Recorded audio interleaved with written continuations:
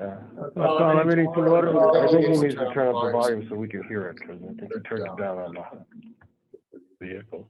Yeah.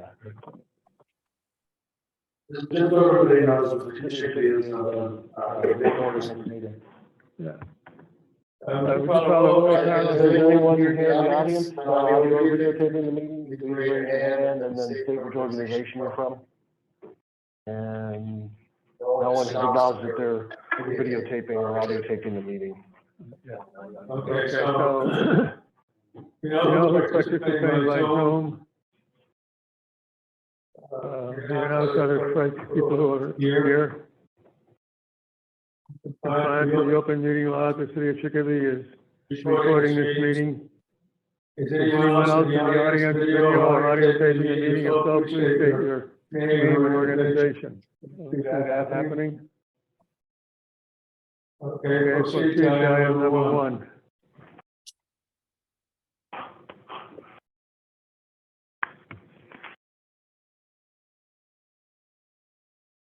General appointment of Francis Breck as a member of the Water and Sewer Commission to serve in. I think you skipped Anthony's, block.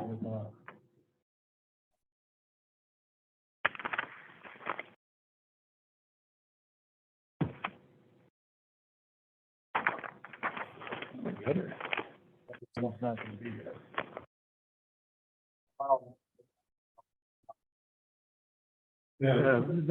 Item number 1, general appointment of Anthony Gallant as a member of the zoning board of appeals to serve in such office for a term expiring on the 1st of April 2026. Anthony present? No, he's not here, so I'd like to make a motion, to postpone this, to the next meeting. Second. Is there anyone, here to go out for public input before we postpone it? Okay, seeing none, then. Motion to postpone it to the call of the chair. Counselor Singleton? Yes. Labrie? Yes. Roy? Yes. Indiana Costello? Yes. She said yes. Clappers? Here. Clappers? Yes. Turn it on about it. So I think your orders are in the green board.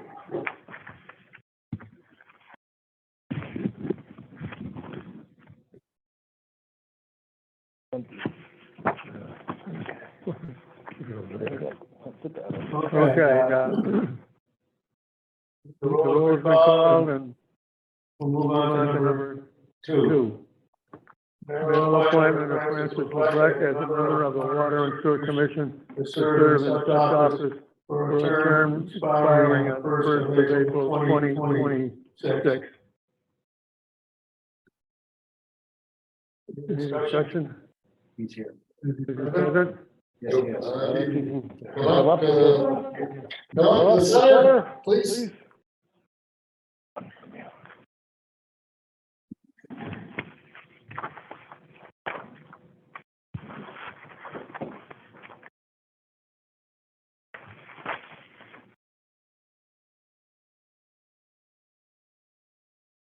How are you? I'm wonderful. So, Good, thank you. Thanks for coming out.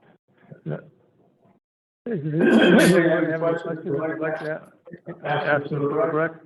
Yeah, I would. How long have you been serving? I honestly don't know. I'm gonna say 7 years or maybe 6. Good. Nothing but things about you. I'd like to just come in and say thank you, and, I know you haven't been in here, for a while, so we got some new rules and, but, thank you, sir. Thank you. No, son? No, I was just gonna thank him for coming in, part of the rules, or the new procedure that we're doing is that if, you know, particularly for the newer members of the council, that if they have a question, we want to ask you, it doesn't necessarily reflect on you. It's just a chance for, you know, somebody to ask you questions, before they're back, for approval before the full council, so. Thank you for coming in tonight. Yeah, I just. Yeah, go ahead. thank you for serving on the commission. That is one of our toughest ones to be on because of the water and sewer rates. Nobody likes to see the rates go up and the water rates go up. So it's a tough one for you to be on 6 or 7 years. We'll keep it up. We appreciate it. It's hard to get these type built up, these commissions to be built in certain departments. So thank you for serving on and. Yes, thank you. Thank you very much. Congratulations, welcome back. Thank you very much. Right, I need to sign if she's on Zoom. She's on. Counselor Costello is on this committee, correct? Yes. That was the motion. The motion to approve was made by Gary and seconded by Counselor Twinsky.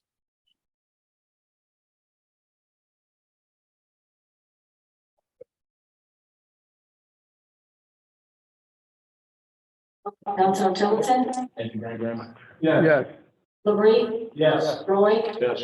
Piniac Costello. Yes. Can you just repeat that again, Mary Beth? Yes. Okay, thank you. Yes.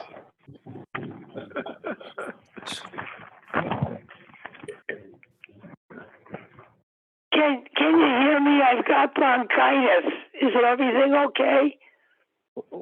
We have to turn the volume down so that it doesn't really echo, but when we're doing the roll call, I'm trying to get around to turning it up so that we can hear you. Yeah, that's good. And then also listening in case you have a comment or question you want to make, then I can raise the volume up. Thank you. Yeah, the echo is pretty bad on Zoom. I don't know if the Polycom can be muted. Yeah, it's pretty bad, but I've got bronchitis, so. What do we sign first? Sign up for Francis.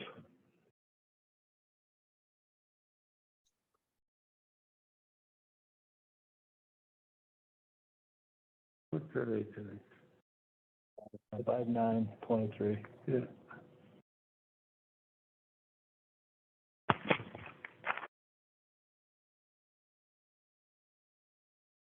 Counselor Costello was ordered by Zoom. Record. Better do a little. No, we just did. Yeah. Oh, you got it there. Are you okay? Yeah, we're okay. We're just going to sign the sheet and then we're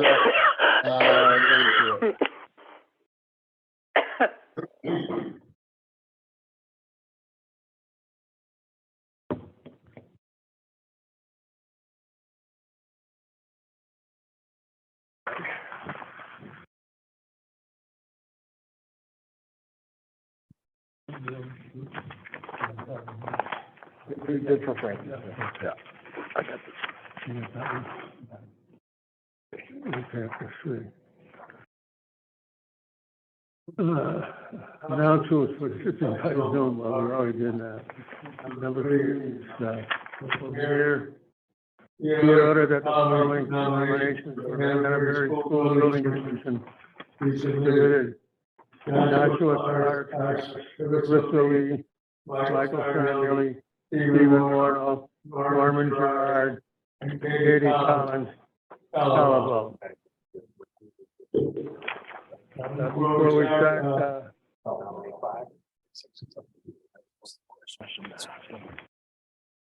The question that was asked all of the candidates.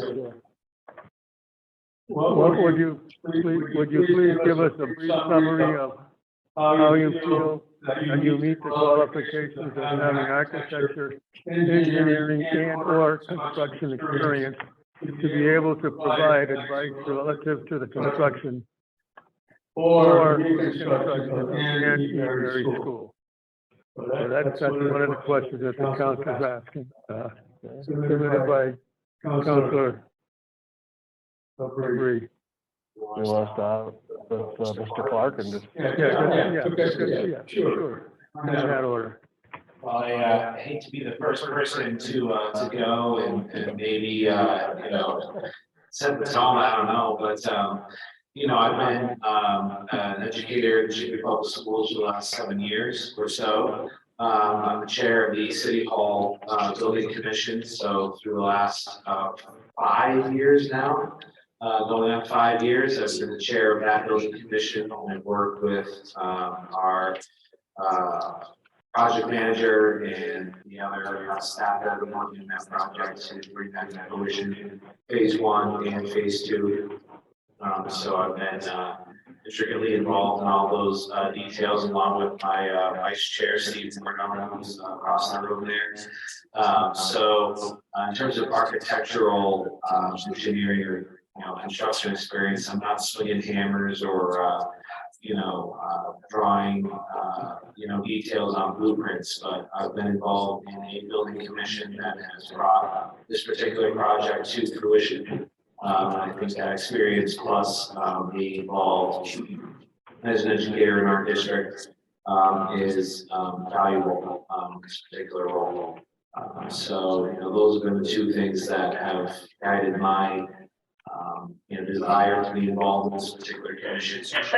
But I understand that there are other factors pertaining to state law that is a little different in terms of school building commissions compared to a building commission for just a project of this magnitude. So I do understand that and value the council's input in looking at that particular factor. So that would be I guess how I would deal with that.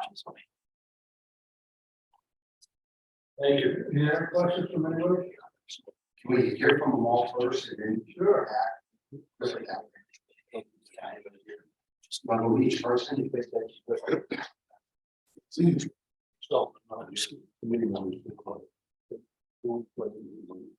Well, we're gonna have a difficult time here because we got more candidates than we've got spaces. So this is gonna have to be a tough one.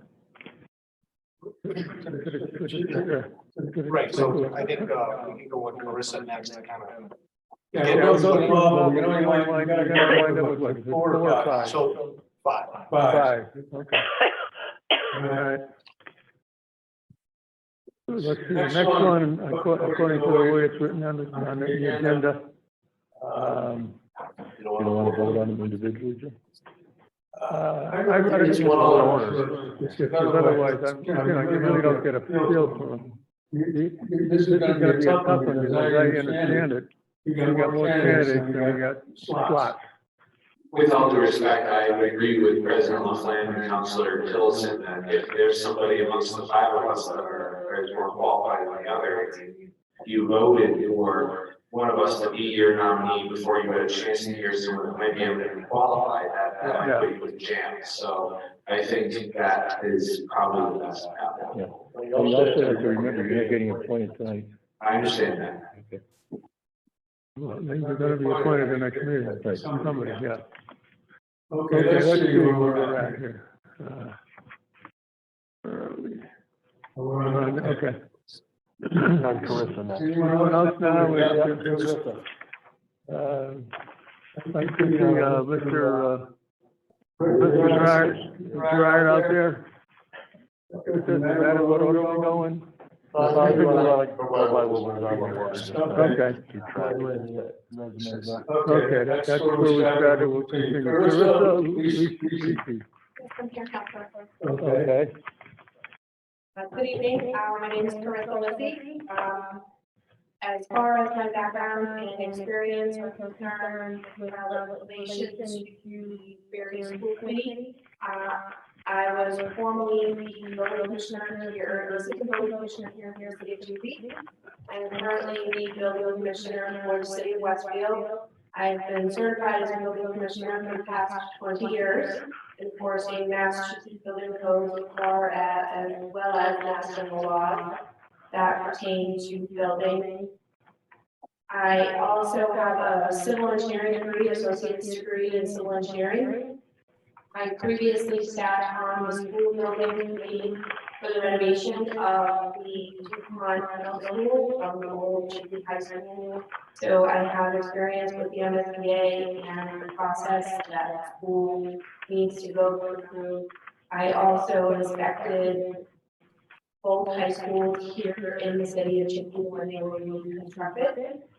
And I'm currently in the process of inspecting and issuing the building permits for a new Franklin Ave middle school in the city of Westboro. Do you have any questions? I think we're all set. Yeah. Okay. The next person is Michael Sarnelli. Michael here? Yeah, I'm here. Okay. Currently, I'm a construction superintendent for Fountain Roads. Currently building a 167,000 square foot middle school in Walpole. You know, I'm 36 years at Carpenters Union. I've been running work for Fontaine since 2001. You know, on a side note, I'm on the planning board here. I have 3 kids, all raised in born and raised in Chicopee. I've got grandchildren now that are going to be going to these schools. So I really have a vested interest in the city and the schools. But my construction background is, I'm in the school, I do good schools. I'm the superintendent for Fontaine Roads. And most people are familiar with us. I don't know what more you need to say. Anybody from the council? We'll go after. What's that? We'll hear all that. Okay, okay, all right. The next one is, Michael, I just said, Michael Sarnelli, Stephen Morno. Stephen here? Yes, I am. Okay. Steve Morrow, I was currently in a committee for the Duke Middle School with my friend here. I've been in construction, or was in construction for 22 years with metal workers, and I was an educator for 5 years in the city of Walpole. I taught the trade. I'm currently in the committee for the renovation of the city hall. We just went through phase 1 and we're waiting for phase 2 to start.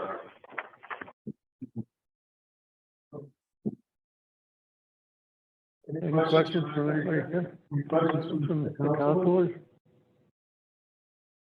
Okay. We'll move on. Steve, no, we did already? Yeah, we did. Yep. Do it again? No, that's enough. Norman Gerard? I'm here. When I submitted my name to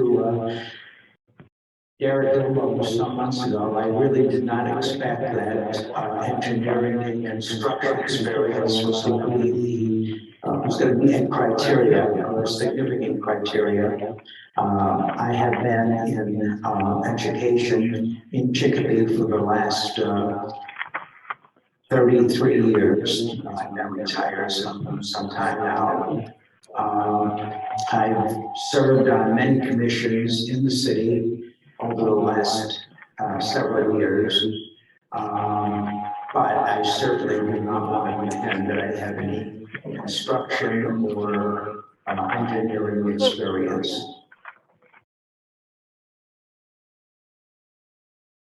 All right, here, nobody else? All right. Fine. Katie Collins, Talaba.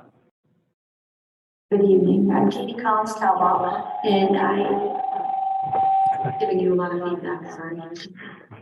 So thanks for having me here tonight. When I decided to put my name into the ESER for this committee, I thought about the experience that I could bring to the table. I have been working for the Chicopee Fire Department for the last 20 years, and since 2014, I've been working hand in hand with the building department doing fire, life safety, and building inspections throughout the city of Chicopee. I daily review plans for construction projects in the city of Chicopee. I read architectural plans. I look and see if they're compliant for certain things like fire alarm, sprinkler, egress, different things. I also inspect all the city schools here in Chicopee, and I've been doing that since 2014 as well. So I see a lot of things like prompt exit doors, or lack of storage space, or lack of office space, certain things that I've seen throughout the school district, and maybe thinking ahead, we could add to Berry School to really make it the best new school it could be. Also, both my children attended Berry School, so it's a school that's really near and dear to my heart, and both my children attended Chicopee Public Schools. My daughter graduated as recently as 2019, and by the way, she's graduating this Friday from AIC, very well from that from Chicopee Public School Systems for that college. So I'm grateful for the education that we provide her here in Chicopee Public Schools. Anybody else? Move on then. I think that's it. That's it. Tom Roback. Thanks, Sam. Play this. Okay. I think we're opening it up to, if there are any committee members that have.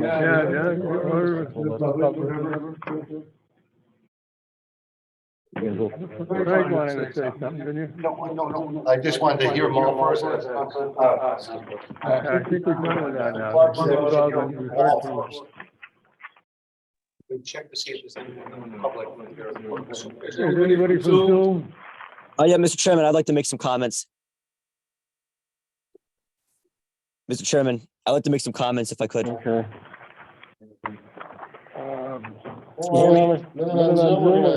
Turn the volume up, there'll be a little bit of echo, but, Can you hear me, Fred? does anyone else have any questions? Yeah, Fred, can you hear me? Yep, we can hear you. Well, first of all, yeah, if the IT department, if they could mute one of the two Chicopee accounts, I think that would kill a lot of the echo. If they can mute either the city of Chicopee or the Polycom, one or the other, we can hear from the other one. And second of all, I want to apologize to the committee and to Dr. Gerard. I apologize, I'm not there in person. I don't really have a good reason to be on Zoom. I just misplaced this agenda, so I apologize for that. I wanted to speak just in favor of Dr. Gerard. I nominated him. I believe that, he has a lot to offer this committee, especially given his experience as a principal at Litwin School for a very long time. And so I want to thank him for being willing to put his name in the hat. And I also want to speak in favor of Katie Cawbell, who obviously goes through a lot of the building plans for the fire department and has a lot to offer through the fire department lens. So I want to speak in favor of those two nominations. Thank you. Okay, thank you. Councilor Piniac Costello, is there anything you wanted to add?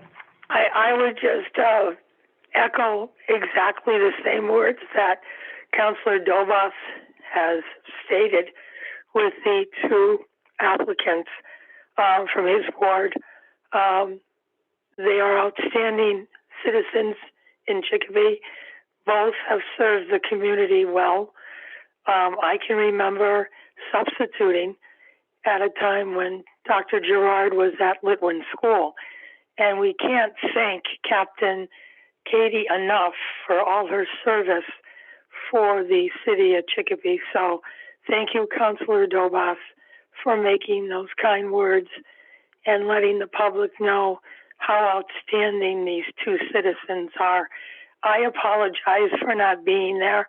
I haven't been here for a while because I'm suffering from bronchitis and a respiratory infection. But if I could be there, I would be there. And again, thank all the applicants for their kind work. Thank you. Thank you, Councilor Costello. I think Councilor Lopez. Oh, I didn't speak. Jim. Okay, thank you. Yeah.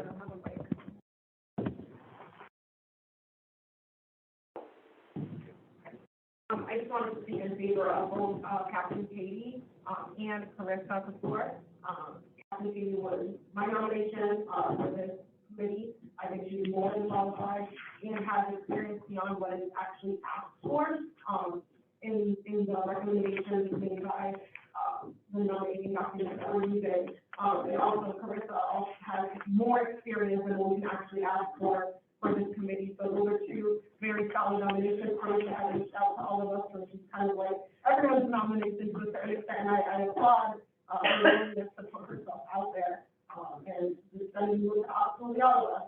You were actually already in talks. Captain Katie had already recommended you, but you beat us to the punch. So thank you for doing that. And thank you both for your willingness to serve, and especially thank you for your willingness to come back and serve the city. Greg? Yeah, I'm just gonna speak on, we have a lot of qualified people here, but one thing I do wanna, Carissa, Mike, and Steve, these people all have the qualifications by the state requirements. They have served on the city of Chicopee, and again, I know them all, but we have to keep in mind that these three people have the qualifications by the state requirements that we should look at. I know Mike, I believe, built the senior center, helped build the senior center for Chicopee. Carissa's been involved with a lot of it, and Steve has been on all these committees already for the city, and they also meet the requirements for the state. So I hope these three people are somewhat qualified to be nominated tonight. That's why I wanted to just bring that forward, the requirements that are required by the state. So to be clear, I'm not saying that those folks were not qualified. I was just simply speaking in favor of the nomination of these two. No, and I'm in favor of all of them, but I'm just saying we have to follow the. I also would add to the list of people that are qualified, Captain Katie. According to the statute, she would be considered qualified based on her experience on the fire department. And all of those things, when you put them in tandem, engineering has a lot to do with the fire, architecture has a lot to do with the fire department. Her position on the fire department oversees a lot of what I would believe after I read the statute, that it would actually qualify. Well, and I'm not questioning her. I'm not questioning. I'm just saying that. I'm just stating what I think is would be her qualified. Okay.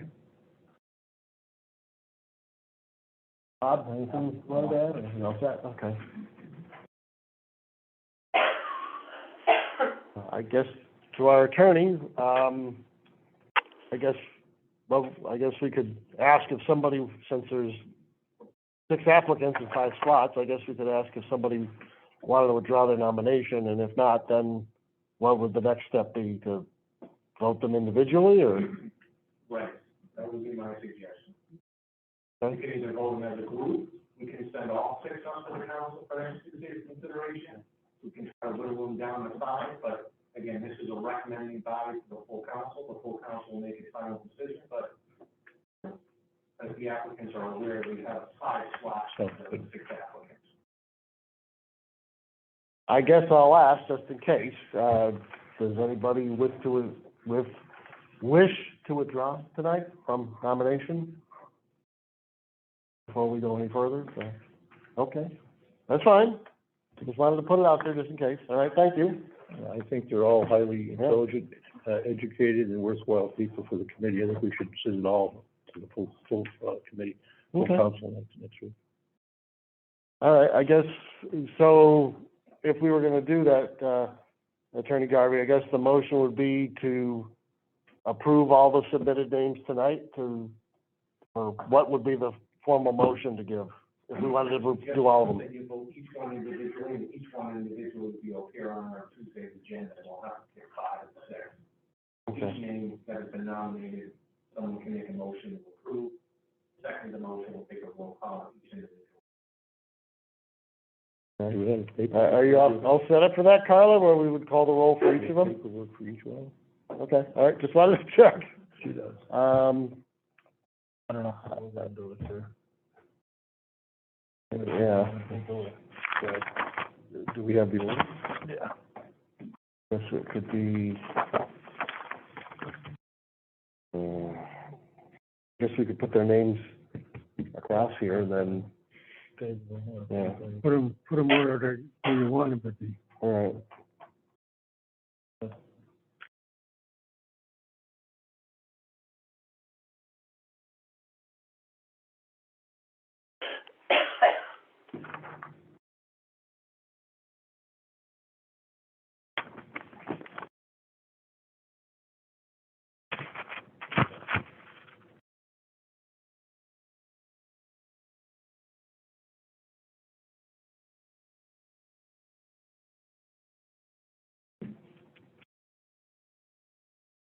Down this, your name?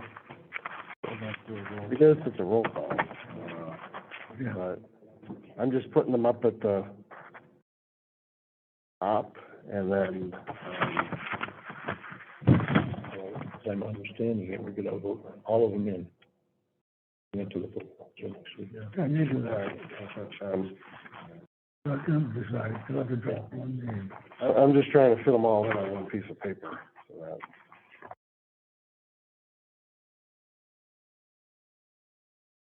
Try to keep this as neat as possible.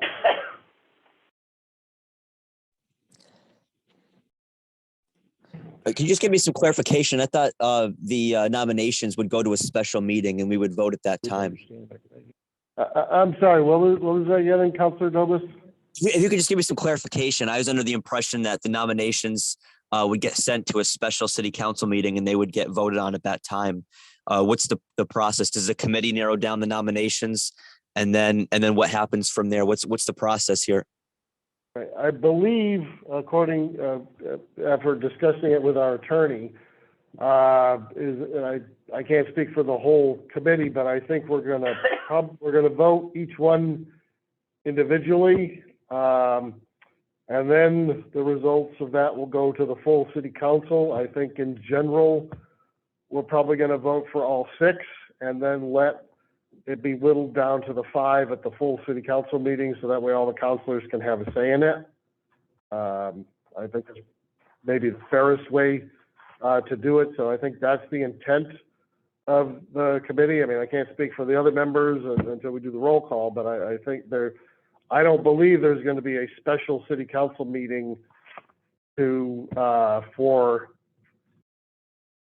the close of nominations and approval to that school building commission. I think it's gonna be part of the regular city council, next city council. No. Oh, it's not? No, I'm calling a meeting on May 18th of a special meeting to vote for. It's not gonna be done. I guess I stand corrected. There'll be a special, but it's a full city council meeting. Yeah, that's the attorney. So the process is as follows. Maybe cannot make a recommendation on the 6 individuals that are before you. Those nominations will hit the floor on Tuesday night. All 6 will hit the floor. The council will have to whittle that down to 5 on the council floor. Those 5 nominations that the council selects Tuesday night will be sent to the mayor. The mayor will resubmit those to the council for its consideration at a special meeting on the 18th, which is the Thursday. Once those members are selected, the state requires the full committee of 13 to meet the following week to select a chairperson. So once the chairperson is selected, then we can submit 13 names to the state, including the pool of the 13. There will be nomination of the 5 will happen Tuesday the 16th, but the actual formal vote will not happen until the 16th. Okay, and that's a full city council meeting for just that, for the, On the 18th, that's correct. okay. It's just the way the statute is written. That our nominations have to go up to the mayor, who then resubmits them to us for Thursday. Oh, okay, all right, okay, thank you. So there'll be 2 meetings next week. Tuesday night, we'll select the 5. Thursday night, we'll confirm. Okay, all right. Thank you, Attorney Garvey. Did that help answer your question, Counselor Dobus? Yes, thank you, Councilor Krampus. I appreciate it. Thank you. All right, I'll turn the volume down again to help prevent the echo. Counselor Costello, are you all set, or do you have a question? All set. Thank you. I'll make a motion that we accept them, all of them tonight, and move them to the regular meeting next week. We gotta do it individually, Jim. I'm waiting for the attorney to answer the question. All right. So we're gonna do each one individually, so we'll start with the first one on the agenda, Joshua Clark. Someone will nominate him, someone will second him, we'll take a roll call, and fill out the sheet. Okay, we'll start. I'll nominate Josh Clark, be a member of the Building Commission in a various school. Second. Roll call, Heidman. Carla? Yes. Yes. Yes. Yes. Yes. And Carla, you did hear Counselor Costello vote, yeah, okay, all right.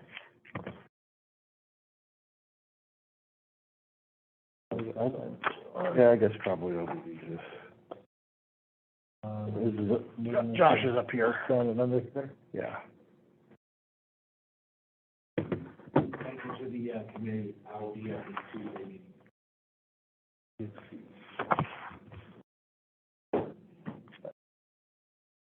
Oh, this is down here. Well, because I have all 5 written on the same sheet for now, so.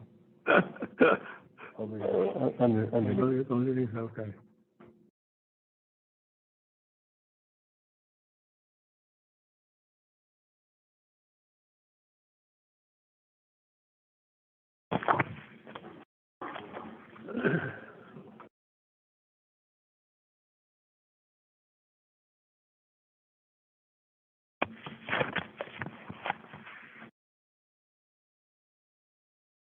We gotta do the same thing for all of them. Yeah, you'll get that. And, Counselor Piniac Costello was voting via Zoom in favor.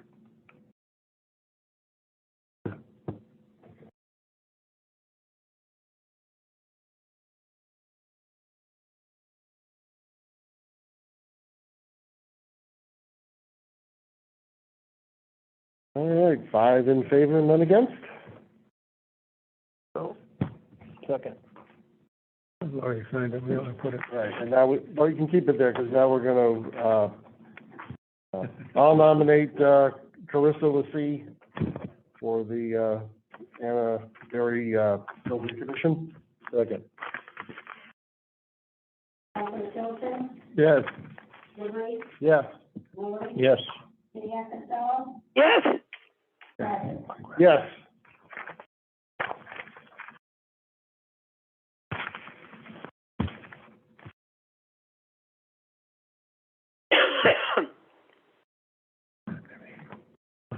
I've already signed it here. Yeah, no, right over here, because that's for Oh, Carissa. we're doing, yeah. We're doing all 6 of them on the Okay, same I sheet. got it.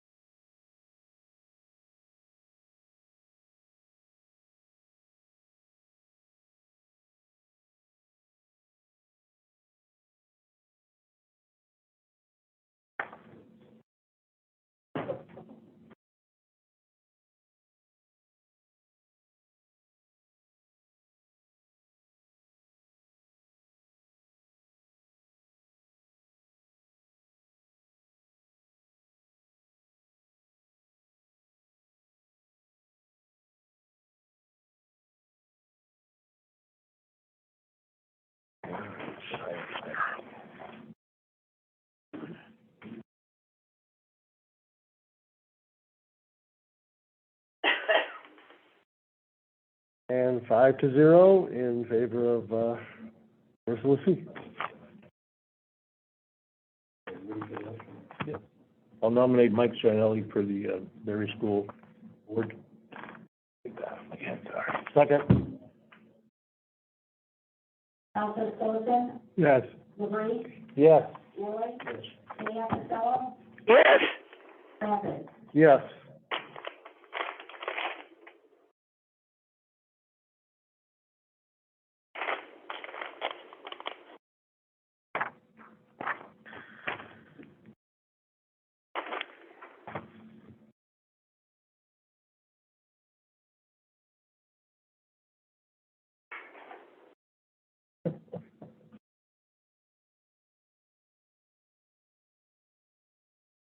I would like to nominate Norman Gerard. We're not quite there yet, but, in a moment. I'm so sorry, Fred. We're still signing the sheet, so. Sorry. We're getting there.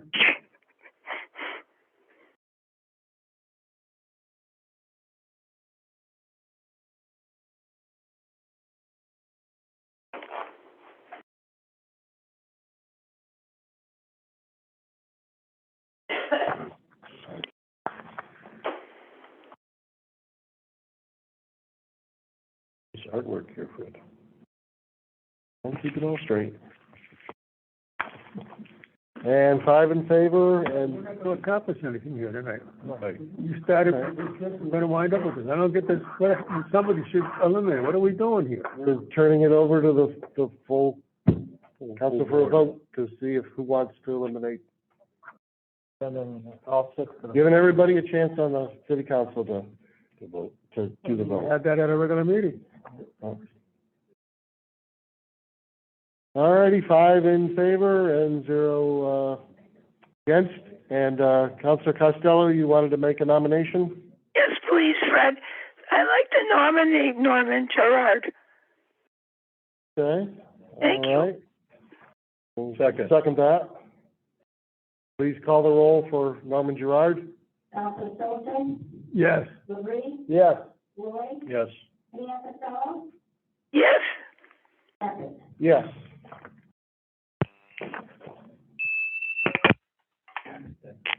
No, it's, he's on the bottom.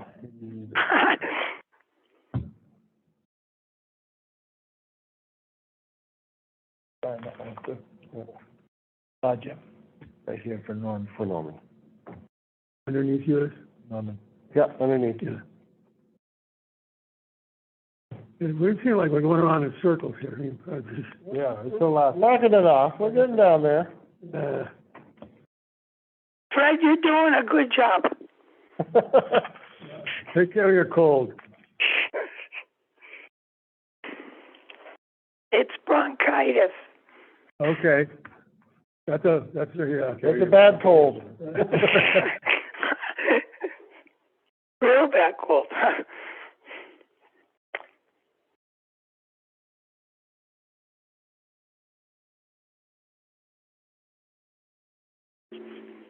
You're right there. You're welcome.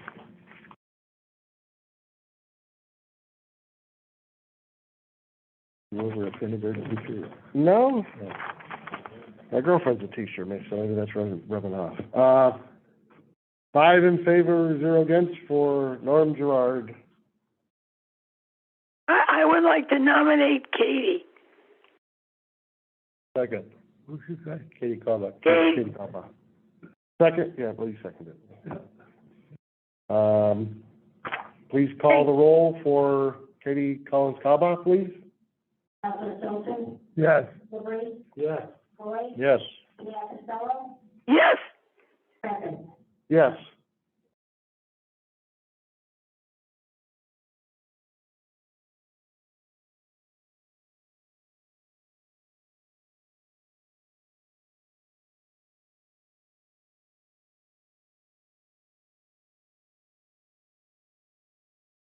I'd like to nominate Mr. Sarnelli. Hold on.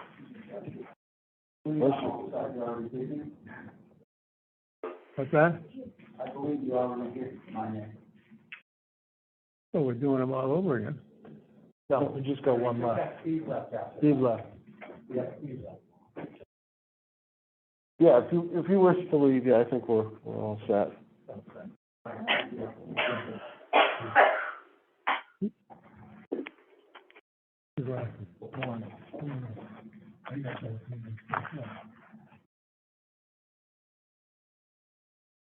That's all of them.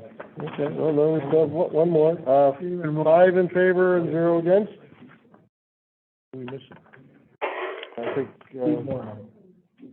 He's up there? yeah.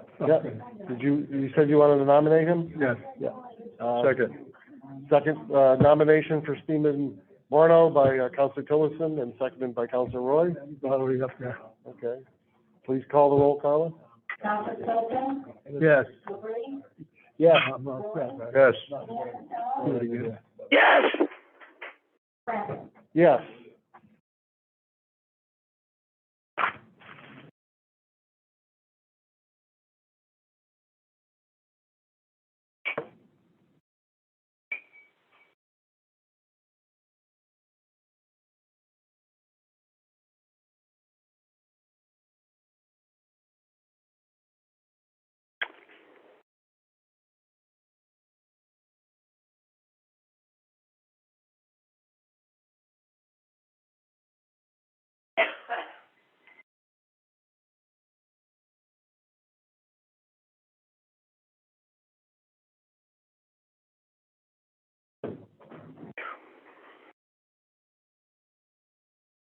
I'll try to get it in there. I think we can do that.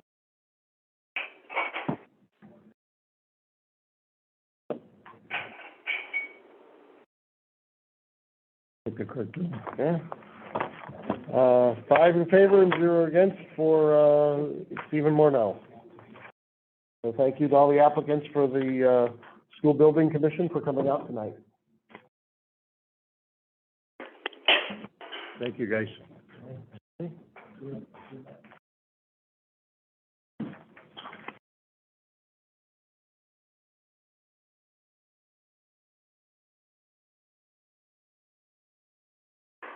Next thing is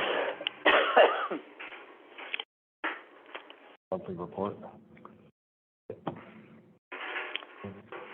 You know that he's all done? Oh, yeah, he's moving on. What a shame. But he's come to chat with us, so that's good. No comments. 4-4. We haven't had any, he's on his way out or out, so. Well, no, he's, I think he's here in the audience, isn't he? Yeah, he is, Yeah, so, yeah. yeah, so you, yeah, we're on item 4 now. Right here. What are the resources? Our, human resource director. Customer service training. I'll read the order. I just read it. Be it ordered that the Human Resource Department provide monthly follow-up to the City Council regarding progress of the previously discussed implementation of the HRIS system and the status of current projects. These updates are to be provided to the Human Resources Committee meetings to be scheduled on a monthly basis. And Paul is here, so if you come up to the table, please. One of your last official acts. Yeah. Where's he going, you know? He's coming up here to the table. Where's he going from here? I don't know the city, but I know he's, yeah.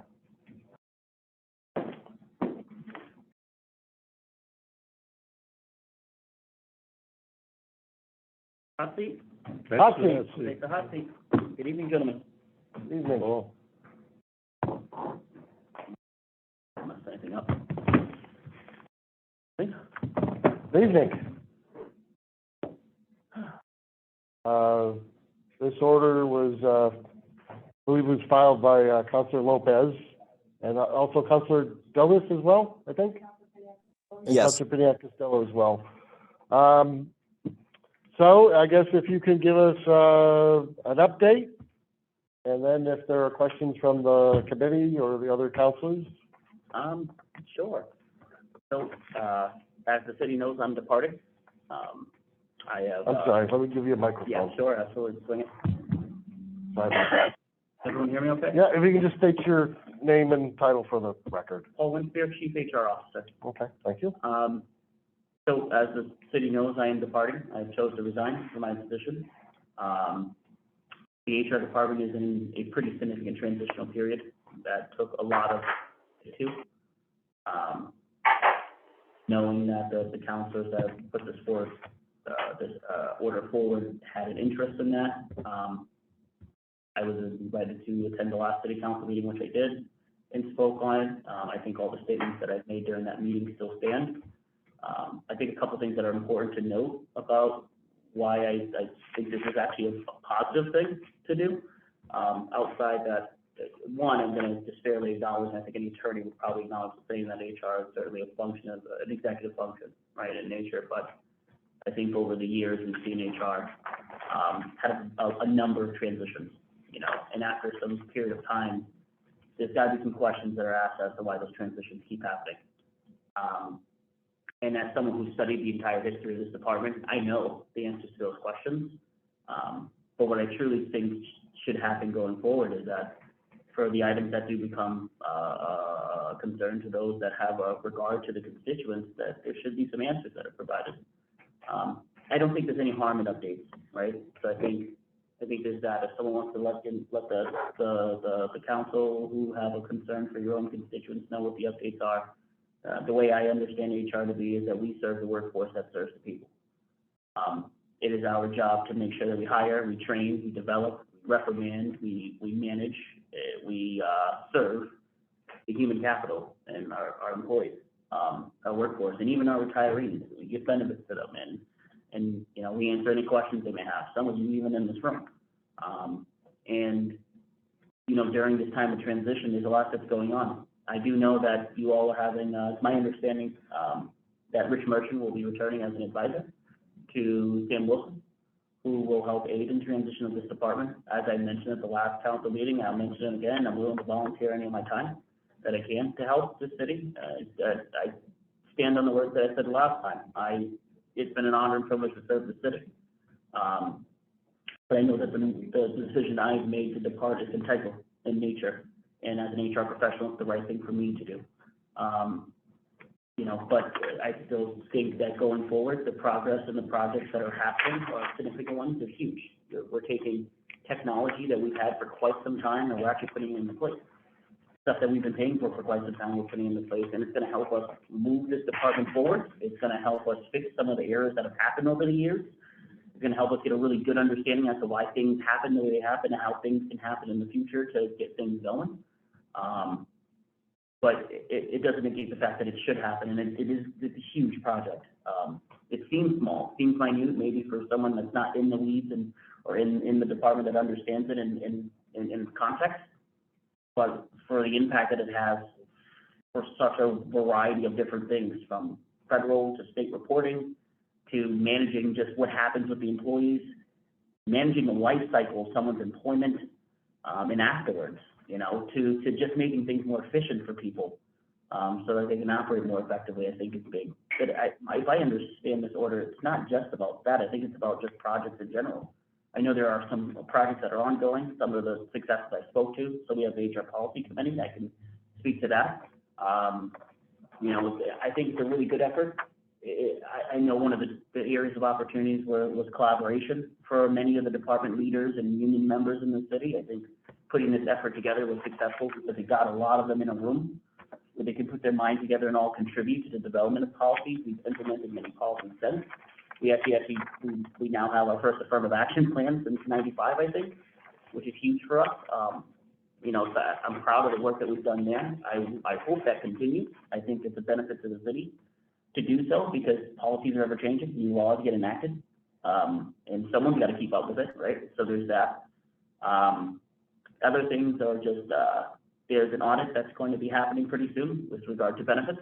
So we're having an auditor come in to help clean up benefits because there's been some work to be done there.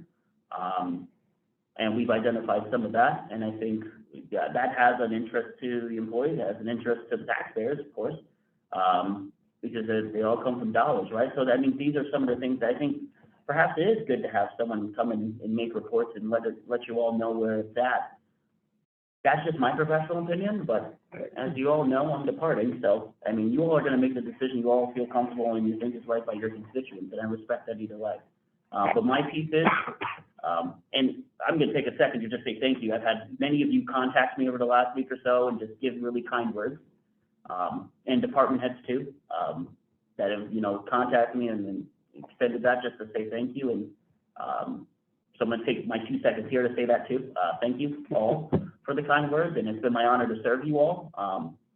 You know, and I'm willing to help in any way that I can, that the city will allow. But in terms of what's ongoing, them bringing this to me and asking me to come and say my piece, I think my piece would be professional. It's my professional opinion that while I very much respect that human resource and executive function, and this should not negate that, I think there's a lot going on right now, and I don't think it's a harm for the HR department to get updates that anyone could ask about. Yeah, that's my 3 cents. Okay. Any questions from the committee? I'm sure Councilor Lopez is gonna ask a couple of questions to Paul. I'm sure what kind of support do you think the department's going to need after your departure? It's going to be transitional support. I think, you know, we're gonna see someone come back that's been here a couple times, and he's been a mentor of mine, he still is. I think, you know, he's solid hands, to say the least. So there's gonna be some transitional support. There's gonna be some support to find a successor. I think that's gonna be important. And what that strategizes at, I think there needs to be a review of what the value is for that job. You know, I one of the things that I did in my time here is I helped the school department in their process to find an HR director. But this person who sits at the seat for the city for everyone. So that's gonna need some attention. I've given that data, and that's there and it's existent. I actually did the exact same wage assessment I did for the elected officials for that job. So I really hope that that's considered. I think that'll put you all in a position to find the best qualified person. I think there's going to need to be something that speaks to the continuity of planning that's ongoing and the continuity of work. Some of these projects cannot fall by the wayside. They're too important. And I truly believe that, and I really hope the city hears me say that. These projects can't fall by the wayside. This department will only move backwards if it does. And HR may not have been as strategic in the 80s when it was just the personnel department and all you really did was process applications and the hiring paperwork, but HR is a whole different world today. Mm-hmm. It is an entirely different world today. And if they don't have the tools to be successful, the whole business is set backwards for it. So I think keeping that in mind is going to be important. Those are my words of wisdom. Rich Merchant and I, I'm sure, will keep in touch to the ability that the city allows. I'm happy to help, again, this department. I keep emphasizing that because truly, I think I'm leaving, I'd like to say I'm leaving in grace, you know? I think that they're going to need that support. They're going to need, I would say that just someone to ensure that the continuity is in place. And I know Rich Merchant is going to come back to aid the department, but, and they're going to have the support of the law department, I would imagine, in this transition. I think that'll be huge. But I think technical support is going to be big. I think some branch for which to communicate progress will be big to ensure continuity. And then I think succession is going to be huge. I'm hoping that whomever you find is the right qualified person, they stick around for quite some time. Now, you're talking about, like, tools, you're saying, would that be personnel or software? Or I think both. Both? Truly. Yeah.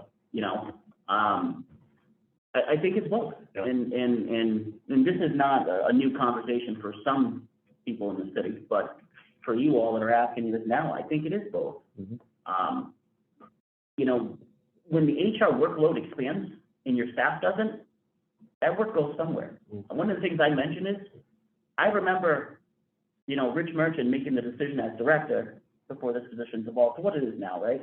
As director to unfund the general's position and create an assistant director. Granted, I benefited from that. I'm going to own that for what it is, right? But in that period, when I was the assistant director, I did the entire body of work for the generalist, the assistant director, and most of the work for the director because he was part-time anyway. That's a lot. Sure is. And granted, I was grateful to get the approval to refund the generalist, but I think that's one step in the right direction. That's definitely not the end goal. That's not the finish line by any stretch. What I believe the department is proposing this year is something I hope you all consider. It will help them get to a position where they get a lot for a little. So I have helped them devise what is called a matrix structure in nature, where you have specialists and generalists. These specialists oversee specialized body of work that HR has to perform. You know, that's the training function that I don't think there is an existence of currently. That is safety, where that's going to be realigned to actually, you know, to be more progressive. And that is realigning the benefits function to be what it is as a benefits manager that actually manages benefits and the full life cycle benefits, not the parts that they're allowed to have. Because these are supposed to be your subject matter experts, right? Like you hire these people. That needs to happen. And they will utilize the generalists to perform the operational and the tactical tasks to get the work done. So what do I think? When I cost it out, it's the price of one position, you get three that align you in the right direction, without actually having to bring in more bodies, that I know there are dollars. So I think that's the personnel side of it. But every person that fits in my seat is going to have a different vision. I know that in this field. I work with a lot of them outside of here. I'm a part of MMHR, I'm a part of HRMA. Those are two huge HR associations in this area. I'm an HRCI certified member. I know how, my professionals work. And, with that in addition, technology is a big piece.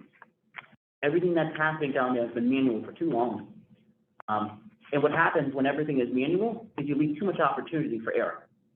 You leave too much opportunity for human error. Something gets missed, something doesn't process correctly. It's just, there's too much of that. I am proud to see that decision makers have come to the table and have green lighted this to move forward. I think that's huge. It's a step in the right direction.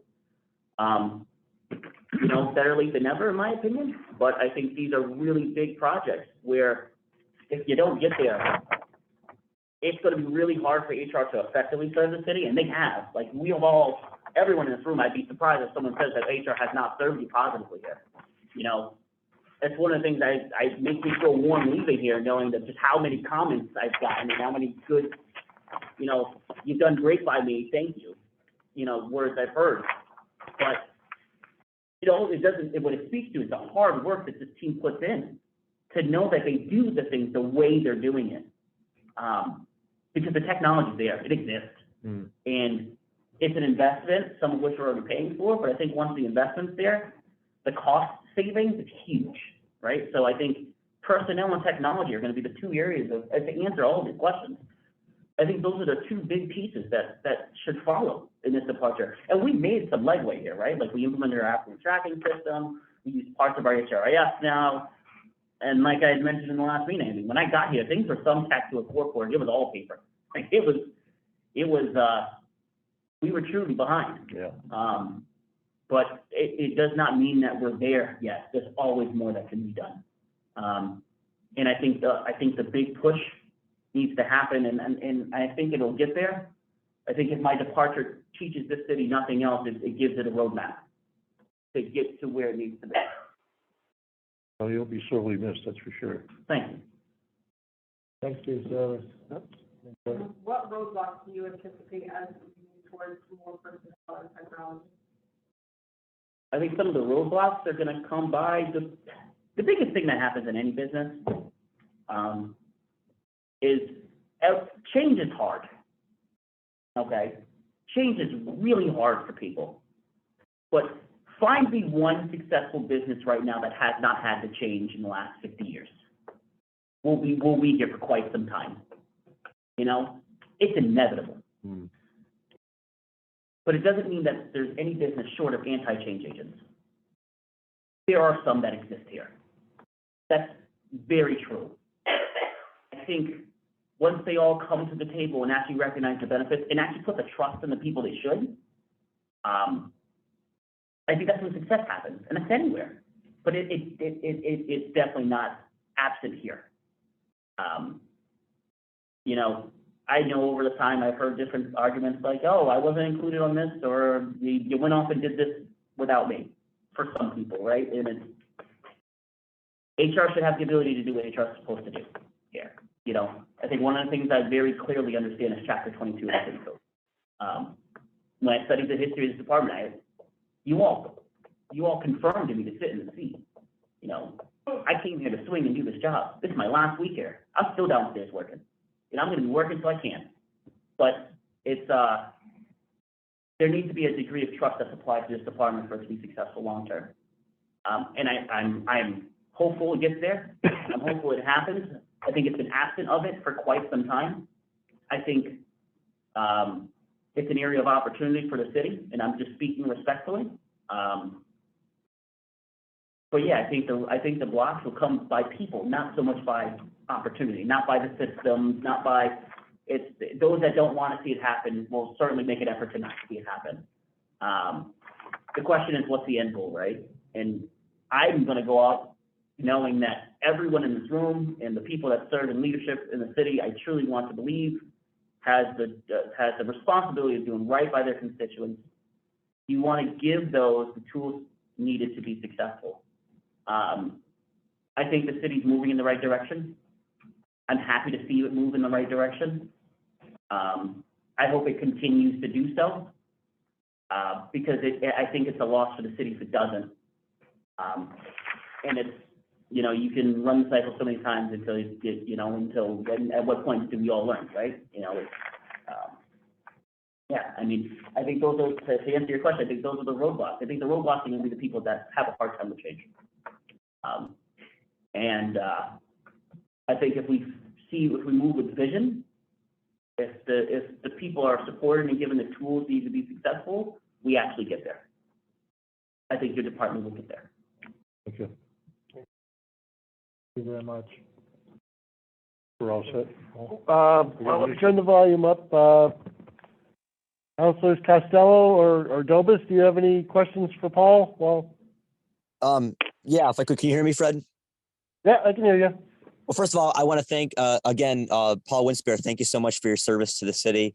Your departure is definitely shocking and saddening to me. I appreciate your service a lot. Thank you for everything that you've done.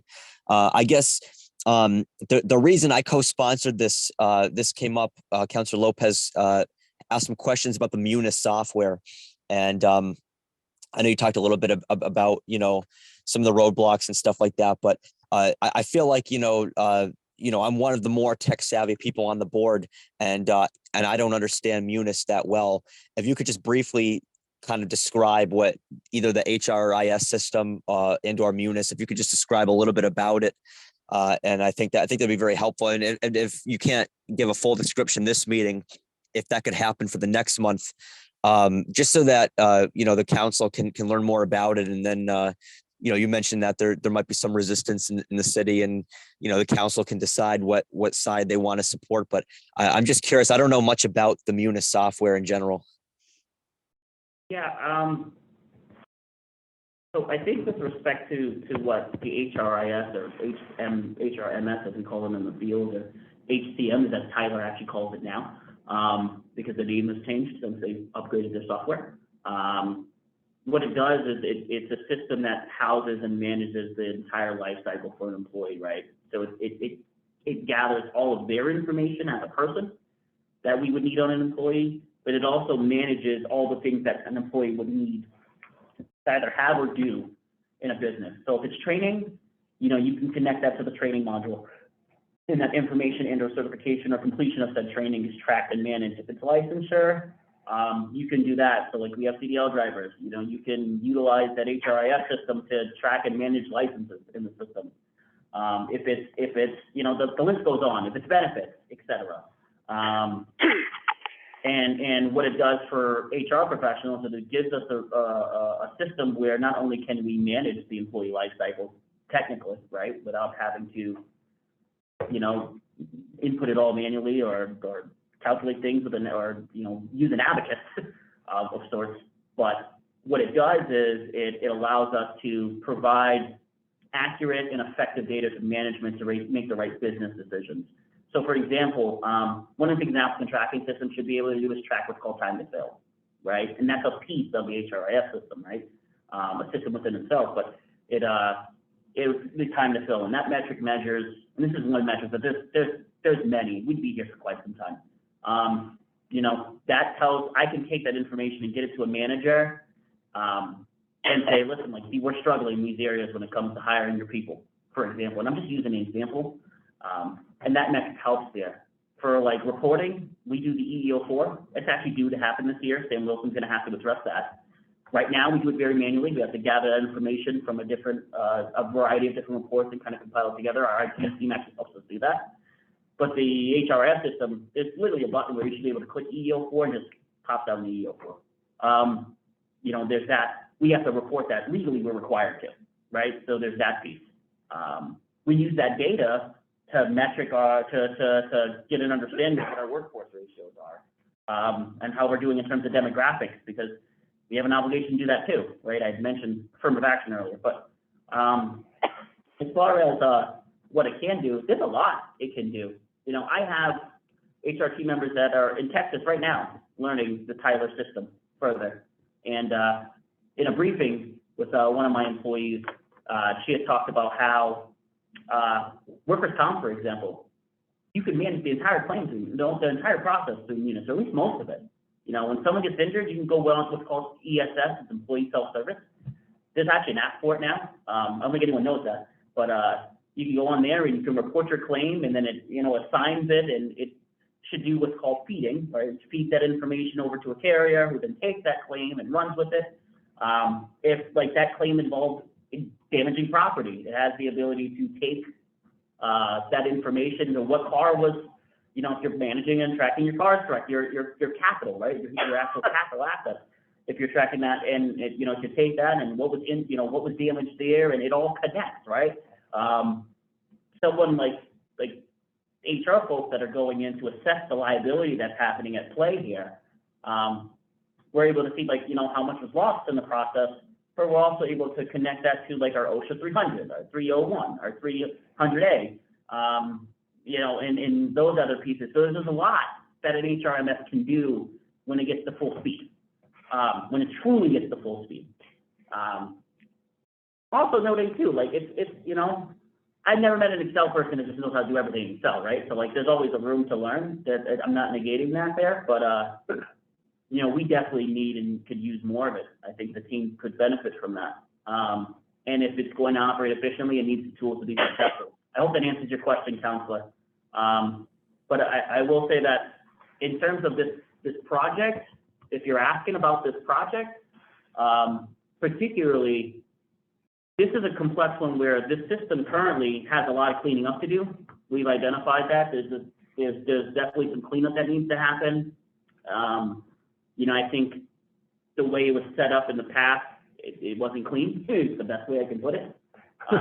My advice was to ascertain the implementation team that Tyler Technologies offers. It's an investment in this team, but when they come in, they're like gangbusters. They come in, they'll clean up your system, and they'll get you up to speed and underway. But again, I bring that back to trust, because, you know, HR's responsibility by code is to be able to manage the system, and you know, it's been a challenge. It's been a challenge to get there. Thank you. All set, Councilor Gomez, or you have more questions? No, I have some follow-up questions. I want to thank you for the explanation, Paul. Thank you. I don't know if it's possible for the next meeting, if the chairman allows us to stay on the agenda, if we can get some kind of demo at the next meeting. I don't know if that's possible. I'm sure if the company or the vendor has some kind of, you know, just something highlighting the software, that'd be definitely helpful. So, Paul, just a follow-up question. And this is kind of a loaded question, I guess. If things happened in the way that you originally envisioned, what would be the cost to update to the software to get it fully running? And would it save money in the long run, or would it just make it more efficient? And then, yeah, I'll let you answer that first. So what we did learn is that with the last module, or the last version that we updated to, there's a new module called TCM, Tyler Content Manager. And what that does is it takes what we're doing in a software called Laserfiche and actually brings it right into our unit system. Because right now, our active employee files are electronic now. It's one of the projects we accomplished there. And some of that happened for some time even prior to, but you know, that's a step in that direction. That's a new cost that the IT department is actually working on now, and I think it's something that I imagine Andrew Berner will be presenting with his budget. Aside from what other modules are necessary, we already have them. Yeah, they already exist. So I don't have exact figures, but I know that we currently pay for the other ones outside of TCM and outside the implementation team effort, because that's going to be a separate cost. I don't know what that dollar amount is, Council, unfortunately. Will it save us money? Oh, 100% in the long run, in the long run. And I think that's important to note. You know, because if we're able to manage things more accurately and more specifically, you can follow the trends. You know, I think of things like linear regression and more of the technical speak, but we're able to follow the trends to know how to like mitigate our liabilities, right? You know, unemployment, for example, you know, with the exception of the COVID years, I mean, I know that that used to be a concern of this council, and we started tracking unemployment by the case, right? And there are some that you can't win, right? You know, 25E1 very specific. You know, I'll say like an attorney said it to me once, but if the claimant says the bus is pink, the bus is pink. You know, that's what you got. But there are ways to manage your, you know, strategy becomes a big picture, and I think that's the word I'd like to use. It'll help the department become more strategic than it has. And these are the things that I don't think many people are seeing, because I give my team credit where it's due. I operated with a small team, but did a lot. And we did a lot. And yeah, I don't know if that answers your question, Council. I went on a tangent there. I apologize. No. I appreciate your answer. And again, I want to thank you for your service. I mean, we aren't sure if this is going to remain a priority or not for the HR department following your departure. I'm not sure, but I definitely want to ask the committee to keep this on the agenda for at least another month, so that, you know, we can get some more answers. I guess my last question, and I'll leave it at this, Fred. My last question, Paul. So how long? So we've had some parts of this software already. How long have we had this software available, or how long ago did we purchase this software or parts of the software? I guess is my last question, and I'll leave it at that. So Munis was purchased, to my understanding, in pieces. And I think it started outside of HR. I don't even think it was like HR software. You know, Munis does a lot. There's a lot you can do with Munis. And I think schools is actually just learning that now. I worked with Vern and Alvin Morton to set up a demo so they could see exactly what Munis can do, and they were pretty surprised on how much it can do. So it was purchased in pieces, but the items related to recruiting, with the exception of the applicant tracking system, I believe, without having that in front of me, I want to say, I think it's 2014. If my conversations with Andrew Vernon are correct, I want to say it's that.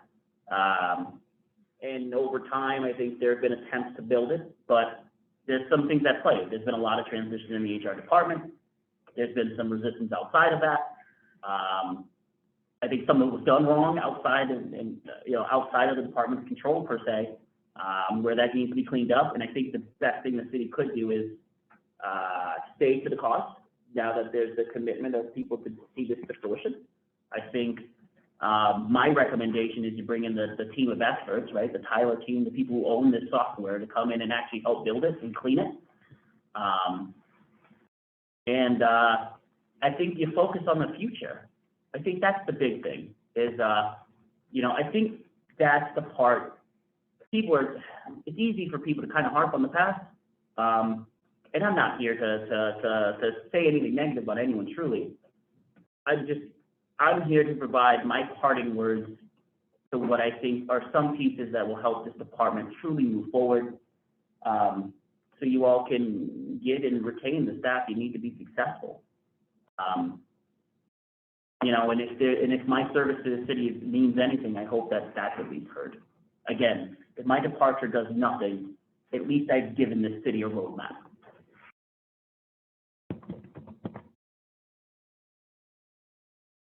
You all set, Councilor Dobus?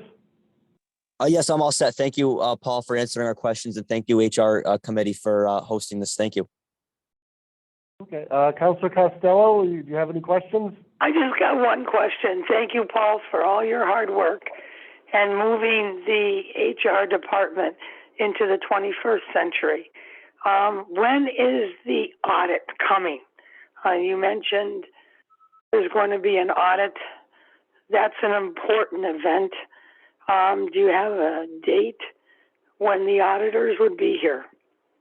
I believe that starts at the end of this month. I don't have an exact date. I'm sorry, Counselor, but I want to say it starts at the end of this month. And we'll be working with the Employers Association in the Northeast. Okay, thank you. And also Counselor Dovis, I forgot to mention this. I'm happy to take some time to come back, but this is my last week, so I'm not, I think these updates will come from, Sam Wilson and Rich Merchant, if not both, going forward. Unless, the city will have me, I'm happy to, again, I've said it a million times, I'm happy to help. But yeah, I know you spoke to like just, showing up next week, but this is my last week here. No, I understood. I didn't mean you specifically. I just meant to the committee. If the next representative could bring a demo of that Munis system, I would appreciate it. But no, I appreciate your service, Paul. I wouldn't expect you to come back, but I appreciate it. No, and I'm happy to come back and volunteer to help. Don't get me wrong. Like, I'm just clarify that. But what I can do is I still got some stuff to crank out tonight, so I can shoot a message over to you, Vernon, and I'm sure he'd be happy to get that set up.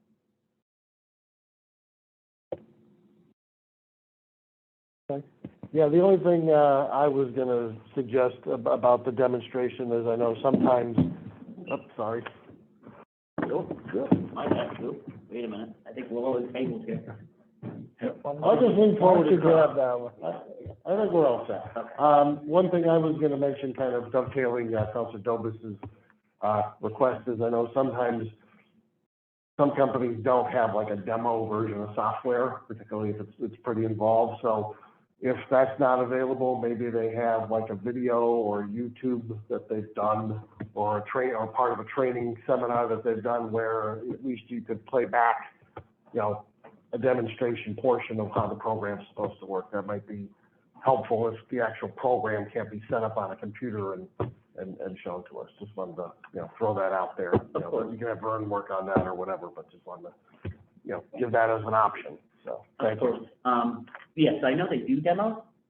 I've sat in on a few of them. Actually, I was very appreciative to Marie, who gave us some pay space to use to actually learn about what this system can do, and we see it firsthand, versus how we're using it. So my team has gone through demos. We've gone through mock testing, just using like a controlled environment outside of our actual system that Tyler provides to walk through step by step what it can do and what it really looks like in fruition. It's a beautiful thing as an HR nerd. I will say that it truly is, but it's the norm these days. It's definitely necessary. Just like you have a maintenance department, they need an enterprise asset management system to manage their capital, right? Like you have the planning department needs the GIS system to do their job. The HR needs the HRIS system, and so I think both is attainable, but I'm going to forward that to Vern, put the bug in his ear to reach out to them. I'm sure he's happy to do so. And from me, I just wanted to thank you for all that you've done for the city. I know you've spearheaded a lot of modernization efforts, and I know that's always a continuous process. So I wanted to thank you for doing that, and it's been a pleasure, working with you when I've had to come in and ask you questions. You've always been there to provide me answers. So thank you, and I wish you well in your future endeavors. Sorry to see you leave. No, we all wish you well. Thank you. Yeah. Thank you all. I'd just like to say a couple words if I can about Paul. Jake, declare to vote. No. You only get a vote. I want to thank Paul too. I worked on a special project with him with the facilities division, part of that. We had many meetings with him and the attorney, and going through the whole process. It was a great process. I think we've come up with a good person for facilities. Paul and I talked about it. Yeah. And he guided me, and I guided him a little bit in my knowledge and his knowledge. Yeah. So I want to thank you for the facilities division of it. Went very well, and I appreciate all your help on that on behalf of the city. Because, I enjoy working with you on it. Thank you, Frank. Thank you. And yeah, that was a very fun project for me. Thank you, Paul. Motion to place on file? Is there any other questions? Okay, yep. Second. Please call the roll. Thank you. Yes. Labrie, Yes. Roy, Yes. Annette Costello, Yes. Evans. Yes. Yep.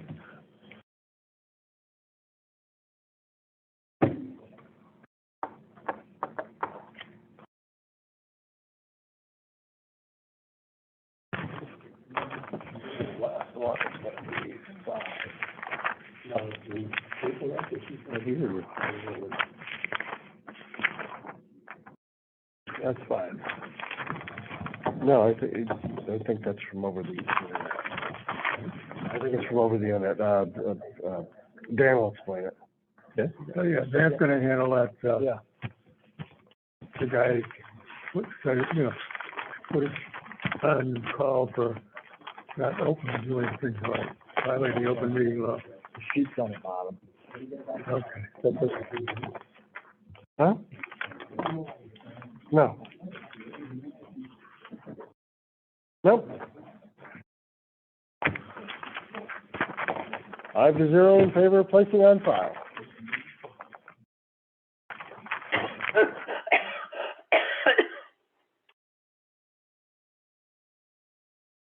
Dan, is this what you want? We got one more order, right? Right. Yeah, one more.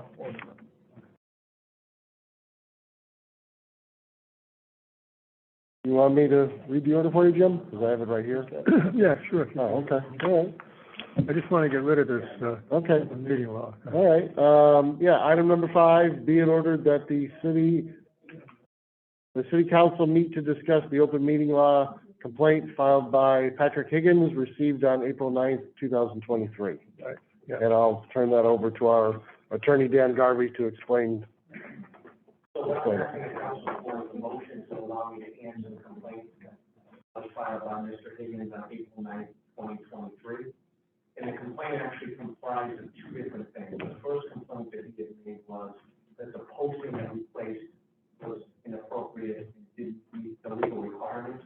I will suggest to you that those requirements were in fact met. I did provide you a copy of the posting that was submitted to the council that was on file in the clerk's office 48 hours before the scheduled meeting. That was also posted on the city website, which is the official repository for all of our postings. The issue has come up that we post again in the city, out in front of the city council office, and we post on the city website. The meeting was properly posted 48 hours before the meeting. On the website, in the past, we were purging those notices 7 days after the meeting. And the theory was, the posting is to allow the public to know 48 hours in advance of the meeting what we're going to be discussing. That was properly posted. The issue that arose with Mr. Higgins was, he went to the website after the 7 days post-meeting and wasn't able to find the posting. So one adjustment that we have made with the IT department is, we're going to allow all postings to remain indefinitely. So if someone wants to come look for a meeting notice after the meeting had taken place, for whatever reason, typically the notices are for people who want to go to a meeting, but then we're just going to leave it on the website indefinitely. So if someone comes 3 days, 10 days, a year later, and they want to see the posting, it'll be on our website. So we did properly post that meeting, and we have made the adjustment to allow those postings to remain indefinitely on the website. So I do not believe we violated the open meeting law in that. Again, on that one, was it indefinitely or 2050? So it's, right now it's 2050, which is 26 years from now. So we're going to probably update to make it indefinitely, but it's going to be here at least for the next 26 years. Okay. Probably by then we'll have a new system, but again, it will be posted and remain on the website for the foreseeable future. Through the chair to Attorney Garvey. Who's Mr. Patrick Higgins? Is he a city resident? Because I don't think anybody knows who he is. Yeah, no, my understanding is he is not a city of Chicopee resident. He is a person who, I believe, according to the information I have, is a resident of Alabama. He was a resident of Massachusetts at some point in time, but he does review various city postings and to make sure that the open meeting laws are being followed. But my understanding is not a city of Chicopee resident. Thank you. But the second issue that came up was, according to the open meeting laws, we are or at least when a person comes and wants this video or audio meeting, that person has an affirmative duty to come and inform the chairperson. Now that Zoom has come about, the city of Chicopee now, through Zoom and through our own technology, actually videotapes in some type of audio tapes and on occasion videotapes the meeting. So technically, I suppose he could say that we violated that particular rule, but if you recall that particular meeting, there was nobody participating by Zoom. There was nobody here in person other than the counselors and the applicant, who was a city employee at that time, or at least a volunteer on the planning board. So we probably thought there's nobody here, there's nobody on Zoom, why are we asking people if they're videotaping? But I guess the better practice is, and in the future, we will ask whether there's anybody here in public input or anybody on Zoom. We will ask the question to see if anyone's audio or videotaping the meeting. You may have noticed that we've now, Agnes, myself, and President LaFlamme have put together a checklist to make sure that we hit all the highlights. I think there was a technical violation, but I will respond accordingly and explain to Mr. Higgins that we have taken a corrective course of proceeding. That takes care of that then. So all I really need is, if you have any questions, we'll answer the question, but we do need a motion from the committee along with our part to answer the complaint. So moved. Motion to, allow the law department to respond to the open meeting law violation as authorized by the, Human Resources Committee. I just have one question, I'm sorry, Dan. let me turn the volume up. Sorry about that, Councilor Costello. Sorry. Go I just ahead. have a question. When you respond to this, where does the response go? Does it go to the Attorney General's office? Right, so the process is, when someone files a formal complaint, that complaint comes in, has to be put on our agenda, and then if it's not a complaint against the full council, if it's a subcommittee, it comes to the subcommittee. Subcommittee will have a public hearing, which we've had. We will authorize the law department to answer that complaint in writing. The law requires me to put together a response in writing. That will go to Mr. Higgins with a copy to the Attorney General's office. Mr. Higgins accepts our response and our corrective action, it'll die there. If he makes an additional complaint and says, I don't believe that accurately addresses the open meeting law complaint, he can then ask the Attorney General's office to open up an investigation. They will open an investigation and make a final determination. So, in summary, once you give the Attorney General's office our response, he gets a copy of that? Is that what happens? And if he's not satisfied with that response, then he can let the Attorney General's office know he's not satisfied. Is that correct? Or 100% correct. That is accurate. Okay, so we're just waiting now for you to do the response, and then from there, we see what happens with Mr. Higgins. And so the process will be, I will put together a written response to him. Yeah. That is due by today's date. So I will address that to Mr. Higgins, and I will send a copy of that to the Attorney General's office. He'll have 30 days to decide whether he accepts what we advise him, or if he doesn't, if he can, within that 30-day window, appeal it further to the Attorney General's office. All right, thanks, Dan, for your knowledge and your hard work, and always having the council's best interest, especially when we get a few of these complaints in regard to violating the open meeting law. We have to continue to get your advice. We don't want to have the public not trust us, and you're our vision to keep the public trust there in regards to your response to the Attorney General and to the complainant on this case. Compliance with the open meeting law is extremely important for a governing body. Thanks again, Dan, for all your hard work. Thank you. Motion on the floor. Any other questions from, okay, any other questions from Zoom? Yeah, Council Dobis, did you have anything you wanted to add, or? No, I'm all set. Thank you. Okay. Then I will just, basically restate my motion that the, Human Resources Committee allow the law department to respond to the, open meeting law, violation complaint filed by, Patrick Higgins. Second. I don't know if the word is right, but it's, I don't know if we got the power, we asked them. Right, well, we authorize the law department. Please call the roll. Counselor Stolzen? Yes. Aubrey? Yes. Roy? Yes. Pena Costello? Yes. Present. Yes. Okay, this has got to get signed too. Okay.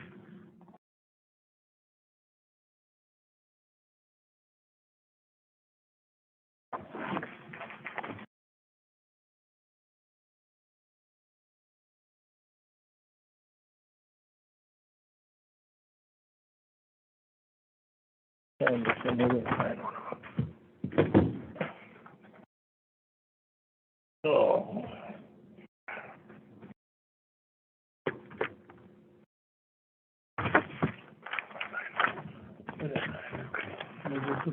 No, that's one with no one's going to.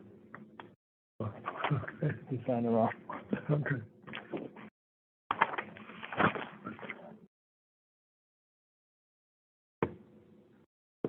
What is this one? It was in there. It didn't have all of the wording. Oh.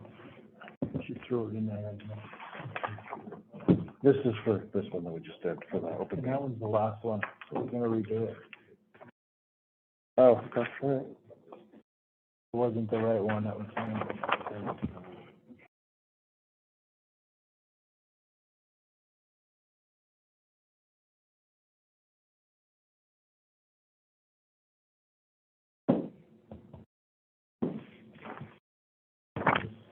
Okay.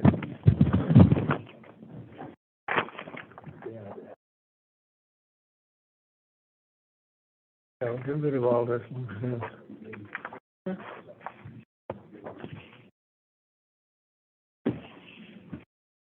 Yeah, I have a sign. That's good, yeah.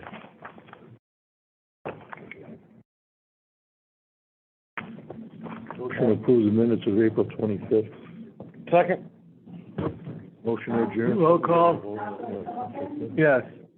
Aubrey? Yes. Roy? Yes. Pena Costello? Yes. Present. Yes. And then motion to adjourn. Seconded by Mr. Roy. Counselor Stolzen? Yes. Aubrey? Yes. Roy? Yes. Pena Costello? Yes. Yes. Good night to all. Thank you.